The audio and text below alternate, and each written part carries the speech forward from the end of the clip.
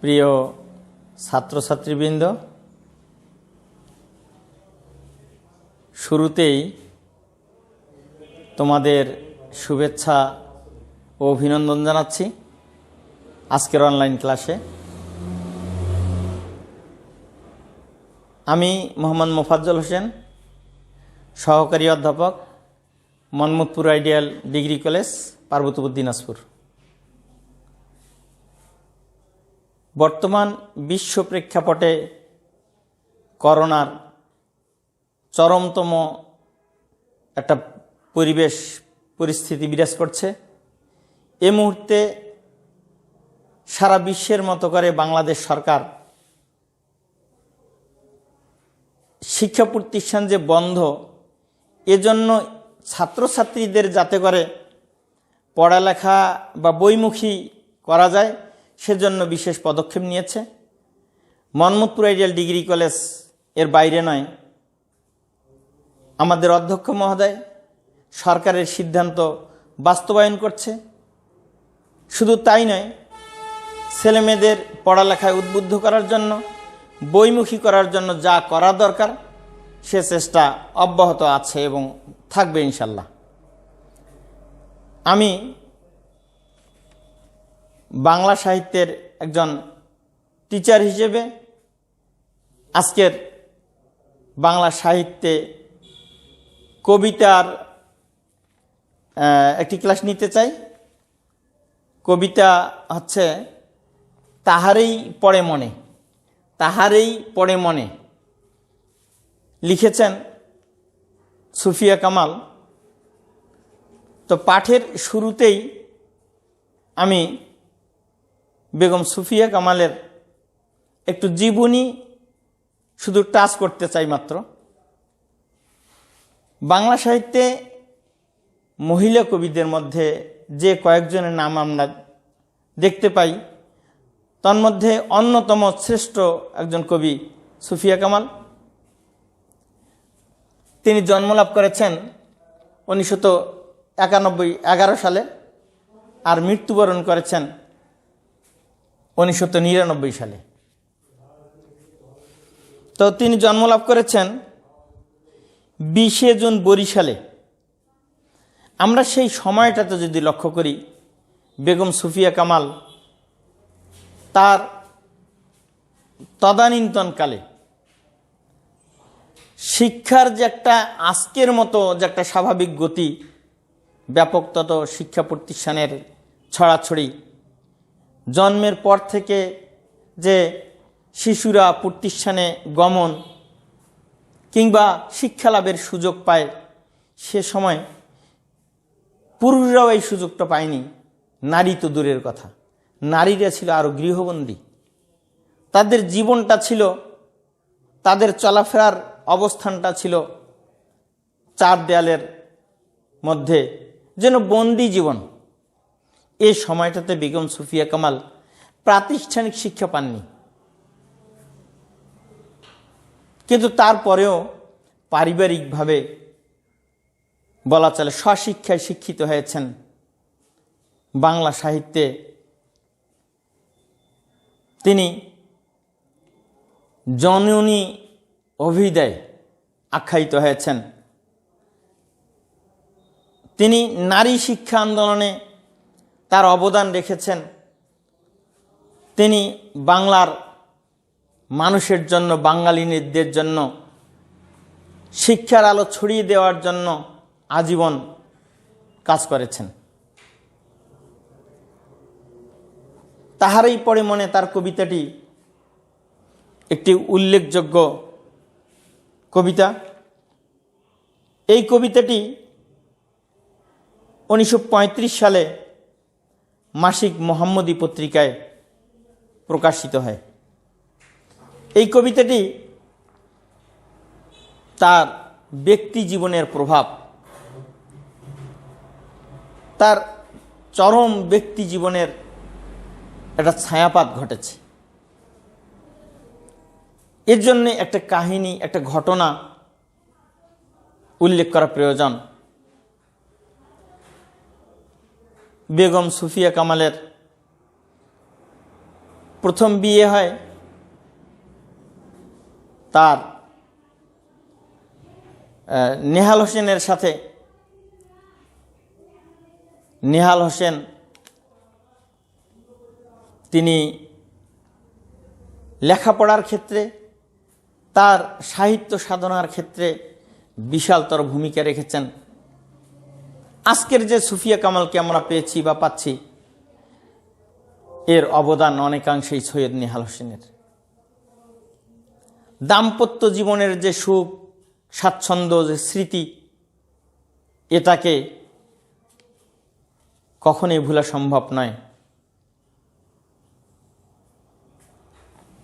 সৈয়দ নেহাল হোসেনের মৃত্যুর পর কবি সুফিয়া কামাল এই কবিতাটি লেখেন। এই কবিতাটিতে আমরা দুটি চরিত্র পাই, একটি হলো কবি আর অন্যটি হলো কবি ভক্ত। এটি একটি সংলাপধর্মী কবিতা। এই কবিতায়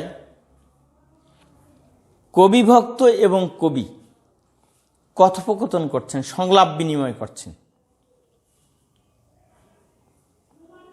প্রকৃতি আপন গতিতে তার রূপ পরিবর্তন করে। প্রকৃতি তার শ্বাস পরিবর্তন করে। বিশেষ করে বাংলাদেশের প্রকৃতি যদি আমরা ঋতুতে ভাগ করি, তা 6 ঋতুর দেশ বলা হয় বাংলাদেশকে। গ্রীষ্ম, বর্ষা, শরৎ, হেমন্ত, শীত ও বসন্ত, এই 6 ঋতুর দেশ বাংলাদেশ। প্রকৃতির এই পালাবদল ঘটলে কবিরা আন্দোলিত হয়ে ওঠে, তাদের লেখনী পরিচালনা করে। প্রকৃতির সাথে সাথে কবিরা তাদেরকে অভিবাদন জানায়, তাদের প্রশংসায় পঞ্চমুখ হয়ে ওঠে, প্রকৃতির গীত রচনা করে। আর ভক্তরাও কবিদের কাছে এই বিষয়টি প্রত্যাশা করে। ভক্তরা চায় যে কবিদের কাছে এই ঋতুর বৈচিত্র্যকে তুলে ধরে ভক্তরা এই ঋতুর কিংবা প্রকৃতির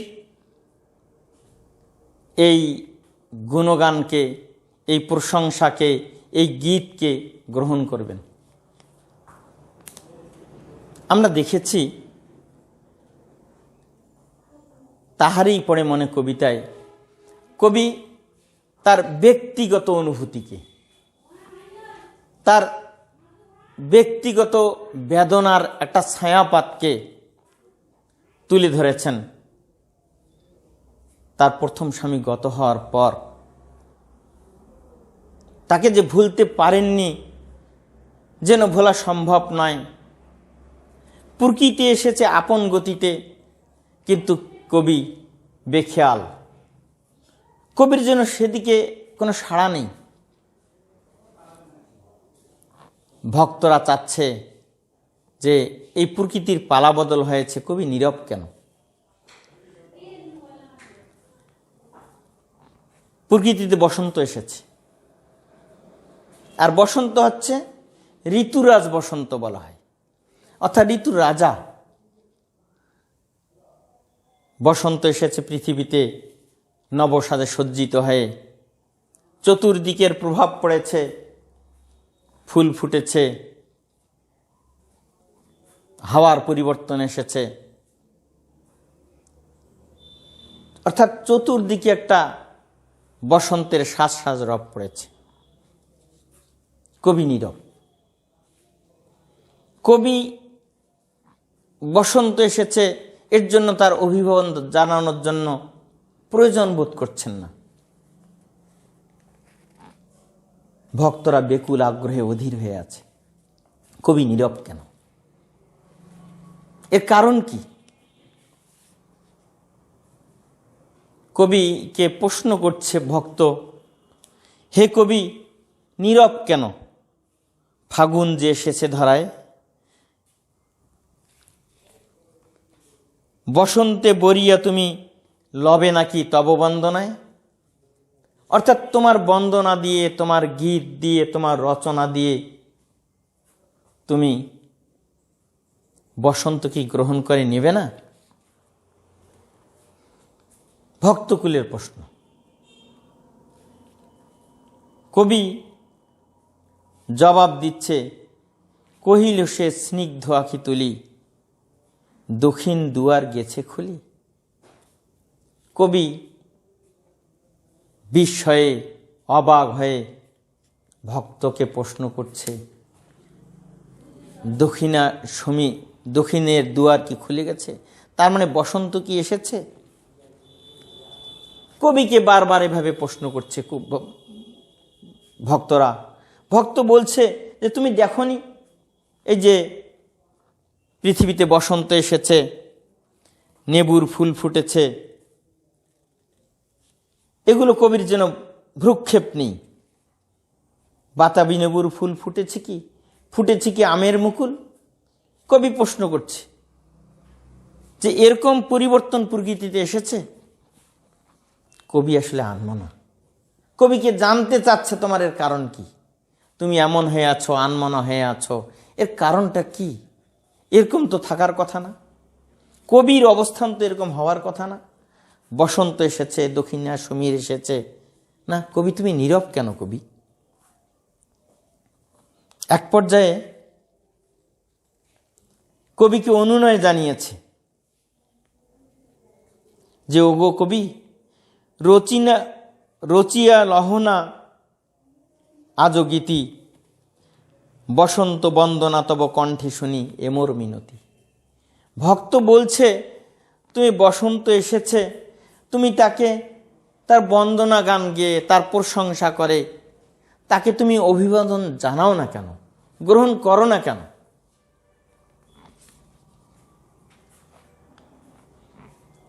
কবি এরপরও বলেছে যে ফাগুন যে এসেছে, বসন্ত যে এসেছে, তা আমাকে তো স্মরণ করে আসেনি, সে ফাগুনকে স্মরণ করে বসন্ত এসেছে। ততএব নাই বা হলো, নাই বা বন্দনা করলাম, নাই বা তার গুণগান করলাম, নাই বা গ্রহণ করলাম। এভাবে কবি পাঠককে বলার চেষ্টা করেছে যে প্রকৃতির পরিবর্তন আসুক না, সে তো আর আমার জন্য অপেক্ষা করেনি, সে তো আর আমাকে চায়নি।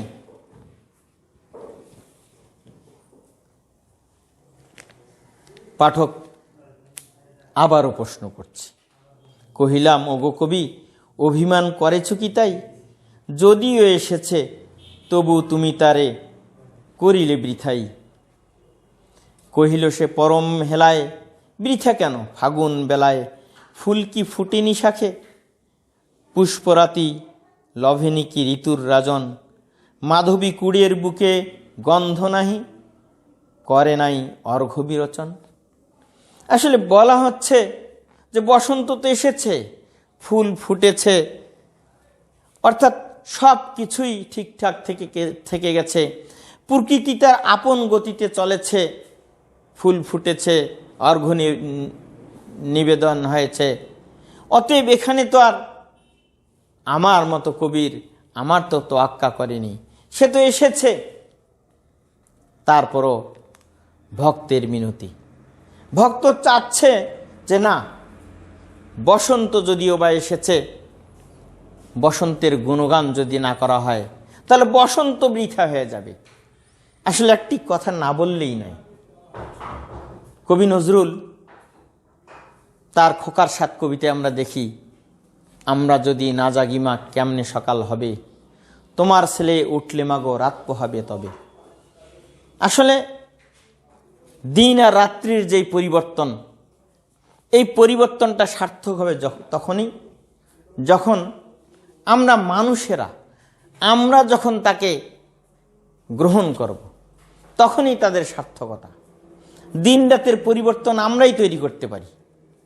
অতএব এর গুরুত্ব আমরাই এর মাঝে সৃষ্টি করতে পারি। ঠিক তেমনি বসন্ত প্রকৃতিতে এসেছে ঠিকই, কিন্তু বসন্তের বন্দনা যদি করা না হয়, তাকে অভিবাদন জানানো না হয়, তাহলে বসন্তের কি বা মূল্য আছে? প্রিয় শিক্ষার্থী, আরেকটি কথা না বললেই নয়। এখানে জাস্ট আমি উদাহরণ দিয়ে বলছি, আজকে আমরা সারা বিশ্বব্যাপী দেখতে পাচ্ছি ভ্যালেন্টাইন্স ডে পালন করা হচ্ছে, কিংবা আমরা বাঙালিরা 21শে ফেব্রুয়ারি পালন করছি। আজকে আন্তর্জাতিক দিবস হিসেবে 21শে ফেব্রুয়ারি পালন করা হচ্ছে। আমরা পালন করছি আমাদের বিজয় দিবস, আমরা পালন করছি স্বাধীনতা দিবস। এই দিবসগুলিতে কি করি? আমরা এই দিবসগুলিতে ফুলের শুভেচ্ছা জানাই, ফুল দিয়ে আমরা বরণ করে নিই এই দিবসগুলিকে। ভ্যালেন্টাইন্স ডেতে প্রেমিক প্রেমিকারা উচ্ছ্বলিত হয়ে ওঠে, একে অপরকে ফুল দিয়ে বরণ করে নেয়। অন্যান্য দিবসগুলিতে আমরা এভাবে ফুলের মালা তৈরি করি, উপহার দেওয়ার চেষ্টা করি, অর্থাৎ এই দিনগুলিকে স্মরণ করি। ফুলের মূল্য কখন বাড়ে? ফুলের যদি আমরা মূল্য দেওয়ার চেষ্টা না করি, ফুলকে যদি আমরা গ্রহণ না করি, ফুলের কী বা মূল্য রয়েছে? আমরা তাদের মূল্য দেই বিধায় এখানে তাদের মূল্য ঘটে। ঠিক তেমনি বসন্ত প্রকৃতিতে এসেছে। এই বসন্তকে আমরা যদি বরণ করে না নেই, আমরা যদি অভিবাদন না জানাই, তাহলে বসন্তের কোনো মূল্য নেই। ঠিক তেমনি কবি ভক্ত কবিকে অনুরোধ করেছেন, মিনতি করেছেন যে তুমি হে কবি, এই বসন্তকে যদি বন্দনা করে না নাও, তুমি যদি তাকে অভিবাদন না করো, তাহলে বসন্তের কি মূল্য রয়েছে? ওই কথার মতোই করে বলতে হয়, আমরা যদি না জাগি মা, কেমনে সকাল হবে? তোমার ছেলে উঠলে মাগো রাত পোহাবে তবে, তোমার ছেলে উঠলে তারপরেই রাত পোহাবে। ঘুমন্ত জাতিকে জাগানো সম্ভব নয়। যখন জাগ্রত জাতি নিজেকে তৈরি করবে, তখনই বোঝা যাবে দেশের উন্নতি, জাতির উন্নতি। ঠিক তেমনিভাবে কবিকে কবিভক্ত আহ্বান জানিয়েছেন এই বসন্তকে বরণ করে নেওয়ার জন্য, তাকে গ্রহণ করার জন্য তার গীতের মধ্য দিয়ে। এক পর্যায়ে কবির কাছে জানতে চাচ্ছে তার ভক্তরা যে হে কবি, তোমার এই বিমুখতা কেন? বসন্ত এসেছে, পৃথিবী চঞ্চল হয়ে উঠেছে, চতুর্দিকে শ্বাস রব তৈরি হয়েছে, কিন্তু তুমি আনমো না কেন? তোমার এই বিমুখতা কেন? কবিভক্ত কবির কাছে প্রশ্ন তুলেছে।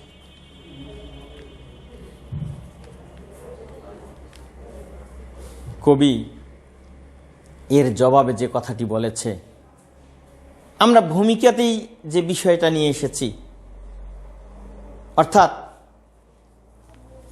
মানুষের জীবনে অনেক স্মৃতি রয়েছে যেগুলিকে আজীবন ভোলা সম্ভব নয়। যে স্মৃতি কখনোই তার মস্তিষ্ক থেকে ডিলেট হয় না, কখনোই বিস্মৃতি হয়ে যায় না, এই স্মৃতিকে কবি এখানে তুলে ধরেছেন। তার স্বামী সৈয়দ নেহাল হোসেনের আকস্মিক মৃত্যু, এটাকে কবি কিছুতেই মেনে নিতে পারেনি। এই বেদনা, এই আঘাত সব কিছুকে ছাপিয়ে গেছে তার বাহ্যিক প্রকৃতির যে আনন্দ, বাহ্যিক প্রকৃতির যে শ্বাস রব, বাইরের যে কোলাহল পরিবেশ, সব কিছুকে ম্লান করে দিয়েছে তার এই যে ব্যক্তিগত অনুভূতি, ব্যক্তিগত আঘাত। তিনি বুঝতেই যেন পারেননি যে আসলে কি পৃথিবীতে বসন্ত এসেছে, প্রকৃতির পরিবর্তন কি হয়েছে, আমের মুকুল কি ফুটেছে, দক্ষিণা দুয়ার কি খুলেছে। অর্থাৎ কবি আনমনা হয়েছিলেন। কবি জবাব দিয়েছেন, কহিল সে কাছে সরে আসি, কহিলি উত্তরি তলে মাঘের সন্ন্যাসী, গিয়াছে চলিয়া ধীরে পুষ্প শূন্য করে দিগন্তের পথে রিক্ত হস্তে, তাহারেই পড়ে মনে ভুলিতে পারি না কোনো মতে। অর্থাৎ এখানে এই যে মাঘের সন্ন্যাসী, তার পূর্ব স্বামী তাকে রিক্ত করে গেছে, তাকে শূন্য করে গেছে, তাকে ম্লান করে দিয়ে গেছে, তার সমস্ত আনন্দকে নস্যাৎ করে দিয়ে গেছে। তিনি আজ রিক্ত, তিনি আজ শূন্য। পূর্ব স্বামীকে তিনি কিছুতেই ভুলতে পারেননি, পারছেন না কিছুতেই। এই বিষয়টিকে তিনি তাহারই পড়ে মনে কবিতায় তুলে ধরেছেন। সুফিয়া কামাল এই যে কবির কবিতার নামকরণ তাহারই পড়ে মনে, এ কথাটির মধ্যে একটা ছন্দ নিহিত রয়েছে।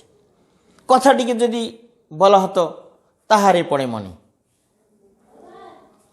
তাহারে পড়ে মনে অথবা তাহারে মনে পড়ে, এ কথার মধ্যে একটু হালকা ভাব চলে আসতো, হালকা ভাব বোঝাতো। কিন্তু কবি তাহারেই পড়ে মনে এ কথা দিয়ে বোঝাচ্ছেন যে একমাত্র তার স্মৃতিতে তিনি আকণ্ঠ হয়েছেন, তার স্মৃতিতে নিমজ্জিত হয়েছেন। বাইরের কোলাহলকে তিনি কিছুতেই উপলব্ধি করতে পারছেন না, কিছুতেই তিনি ভুলতে পারছেন না, বাইরের কোলাহলকে গ্রহণ করতে পারছেন না, ঋতুর পরিবর্তনকে তিনি মেনে নিতে পারছেন না। তার বেদনাটা এখানে এত বেশি হয়েছে, তিনি যেন রিক্ত, তিনি যেন শূন্য হয়ে উঠেছেন। প্রিয় ছাত্রছাত্রীবৃন্দ, আমি তোমাদের এই বিষয়টিকে উপলব্ধি করাতে চাই। এই কবিতায় কবি ব্যক্তিগত অনুভূতিকে তুলে ধরেছেন। তাহারই পড়ে মনে কবিতায় তার পূর্ব স্বামী নেহাল হোসেনের কথা বলেছেন। তিনি দ্বিতীয় বিয়ে করেছেন কামাল হোসেনকে, কিন্তু তার স্বামী পূর্ব স্বামীকে ভুলতে পারেননি। তার অবদান তার জীবনে এত বেশি ছিল। আজকে সুফিয়া কামাল, আজকে তিনি সুফিয়া, একজন কবি, বিখ্যাত কবি, এটা নেহাল হোসেনের অবদান ছিল। যা হোক, আমরা সকলকে ধন্যবাদ জানাচ্ছি, শুভেচ্ছা জানাচ্ছি। তোমরা ভালোভাবে পাঠের সাথে যুক্ত থাকো, অধ্যয়নে নিয়োজিত রাখো নিজেকে, নিজেকে উপযোগী করে তোলো, নিজেকে তৈরি করো আগামী দিনের জন্য। বাড়িতে বসে থেকে, বাড়িতে থেকে তোমরা যত্নের সাথে বইয়ের সাথে যুক্ত করো, এই আশা ব্যক্ত রেখে তোমাদের সুস্থতা কামনা করে আজকের ক্লাসের ইতি টানছি। ধন্যবাদ। আল্লাহ হাফেজ।